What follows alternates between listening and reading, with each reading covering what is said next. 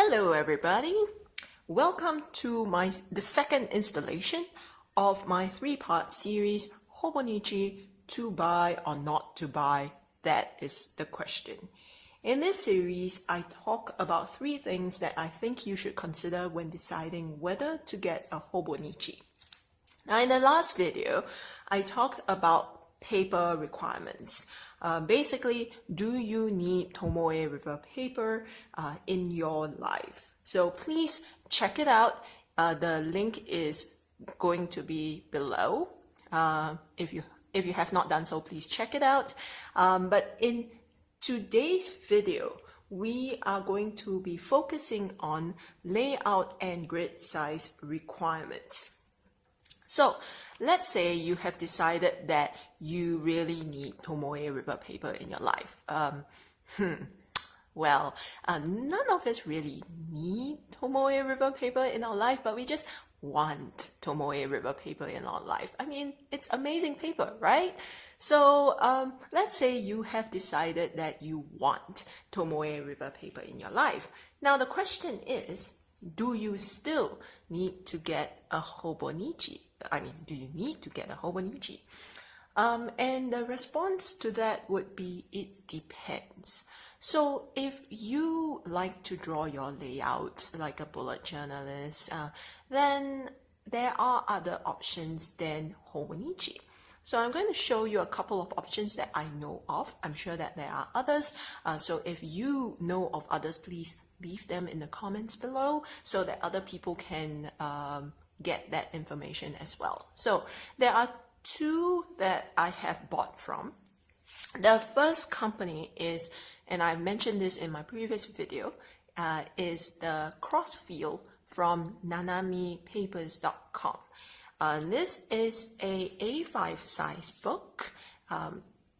It has 480 pages of Tomoe River paper, and it's called Crossfield because, I'm not sure if you can see it, but there are tiny blue crosses instead of dot grid, which is what you usually see for dot grid journals. These are tiny crosses, and if I'm not mistaken, the Nanami Papers is going to switch to dot grid soon. So instead of these crosses, they are going to switch over if they have not already done so. There are other options such as the blank notebooks, and those are called the standard. And then there are those with lines, and those are called the writer. It costs $24 USD, but shipping to other countries is very, very pricey. So even within the US, I think I paid about $8 to $10 maybe, depending on where you are. Outside of US, to Asia, it's like $30. So I am not convinced that that is the amount of shipping that you should pay for this book. And this is where the second option comes in. So the second option is the Taroko designs on Etsy. So Taroko Designs, the Etsy shop, has what is called the Enigma.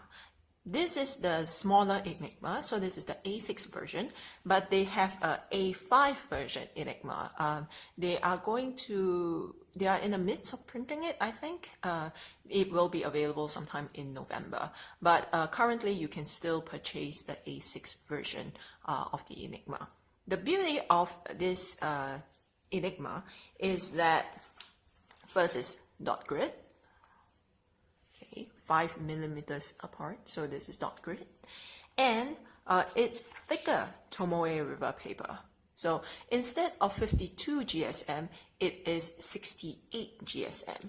So if ghosting is an issue for you, please look at my previous video for some discussion on ghosting. So if ghosting is an issue for you, maybe you might consider getting the Taroko Designs Enigma. They have other paper, I believe it's called Taroko Orchid or something like that. They also have the Mystique. So this is the Enigma. They also have a Mystique. Mystique is not Tomoe River paper, so do not order it.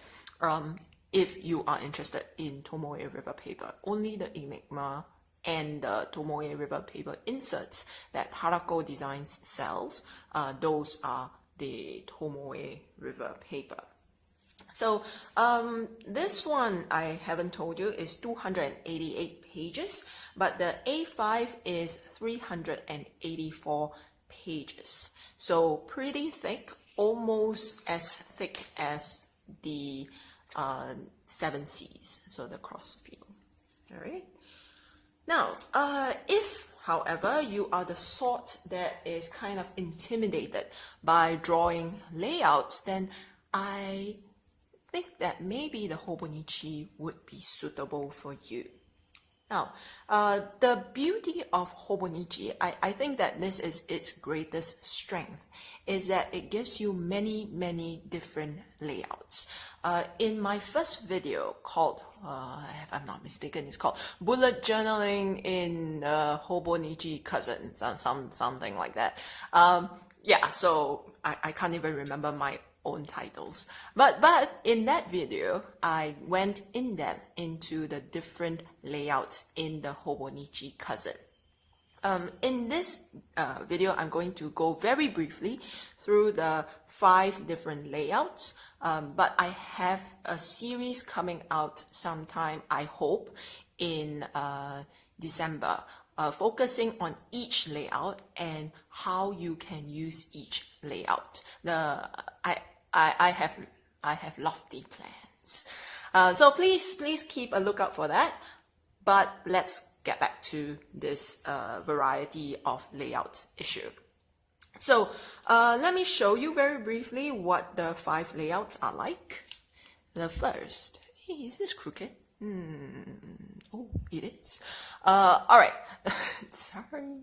The first is the yearly calendar. So this is the yearly calendar in the Cousin. You get 3 years. So current year, previous year, and next year. In the original, I think you only get 2 years. So that's the first one. The second one is the yearly index page. And let's see. The third is the monthly page, the monthly layout page. The fourth is the weekly layout page. And the fifth is the daily layout page. So you have a variety of layouts just in one planner, and I think that is Hobonichi's main strength, and this is actually why I love the Hobonichi so much. Even though I have plenty of issues with the Tomoe River paper, the layouts are what keeps me coming back to using the Hobonichi Cousin. Now, I want to say that given that the Hobonichi provides so many layouts, you might think that it is too prescriptive. It's too much, what do you call that? Too much structure. But I would say that it doesn't give you as much, or it's not as prescriptive as some of the planners that I've seen. So I'm thinking of, for example, Emily Lay's Simplified Planner or the Day Designs Planner. So those planners, they give you specific boxes for specific things. So if I'm not mistaken, there's a timeline on the left in Emily Lay's Simplified Planner, a timeline here, a to-do list somewhere here, meal prep here, and notes here, or something similar. So that is quite, in my mind, prescriptive, right? But in the Hobonichi, if we look at the daily layout, you'd see that there is this unobtrusive timeline on the left, and then there is this bold line that extends up to this point here. There are 5 boxes up here, and then that's about it. So you can design the layout, the daily page, depending on what you need. So if let's say you want to meal prep, you want to decide on what you are going to cook for breakfast, lunch, and dinner, then you can fill this up here. You can fill your timeline, your schedule here, to-do tasks here, a review, a gratitude journaling here, and the next day, if let's say you decided that you don't need the schedule, then you just ignore it and then use the entire space for drawing or for watercoloring or things like that. So in my mind, the Hobonichi it does give you structure because it gives you these 5 layouts, but each layout is very, very flexible. You can customize it to your needs. And I have not seen any planners that combines structure and flexibility to the extent that the Hobonichi does. So if you know of any planners, please let me know in the comments box below because I would really like to check that out. This is why I stick with the Hobonichi. So there is one more thing that I need to mention about the layout, and it is the grid size. I'm not sure if you can see this, but the grid size is very small. It's 3.7 mm, whereas let me see. This is my Leuchtturm, and this would be a dot grid, and this is 5 millimeters. So if you compare, you will realize that the spacing between the dots are larger than the space than the grid. This is 3.7 mm. This is 5 mm. So for people with large handwriting, this might be an issue for you.